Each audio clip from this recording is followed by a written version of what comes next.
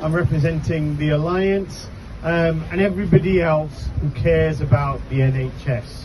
So we as independents, we have actually shown how cross-party collaboration works when things matter to the people.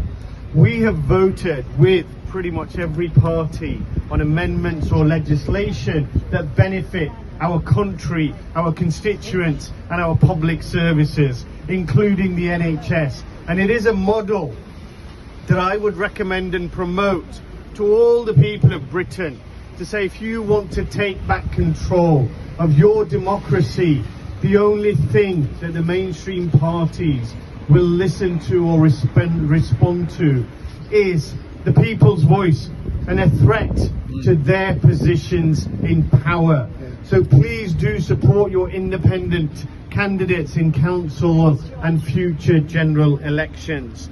So coming to the point about your protest today, as has been mentioned, yesterday I listened to our Prime Minister announce his intention to increase defence spending by up to 3% of GDP.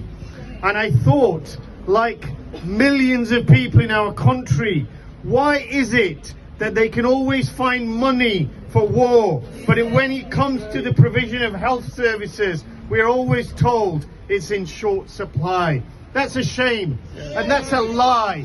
The money is there, they just are not collecting it from the right people, and they're spending a lot on waste. And we can repurpose those funds for services like the NHS, which is an institution more important. There's no other institution more important to this country than the NHS.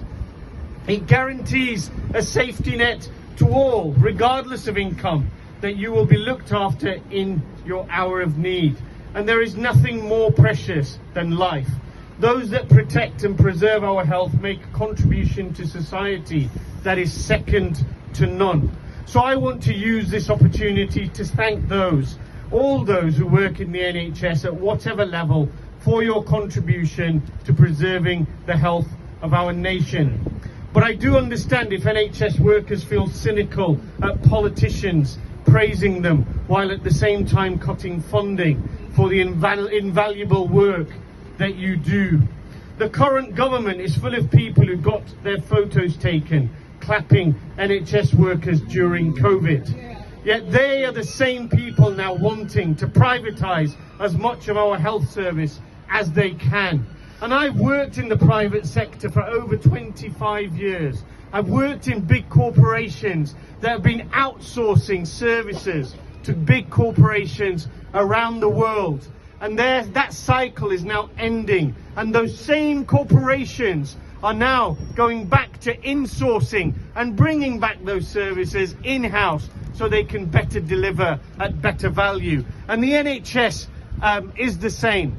The people that work in the NHS for the NHS are the best people to fix the NHS if they are given the resources and the funding that you need to make the NHS what it was and what it can be going forward. I am not one of those politicians who will praise and then support cuts to the NHS. You have mine and the Independence Alliance's commitment to that. So I'm here to say the NHS is not for sale. We do not want an Americanized healthcare system here. We want a healthcare system that puts patients before profits.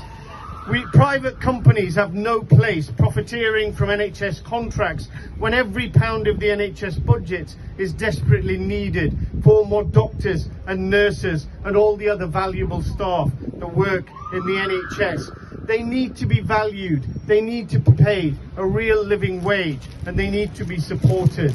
We want an NHS free at the point of use because healthcare is a right, not a privilege, for all of us who need it.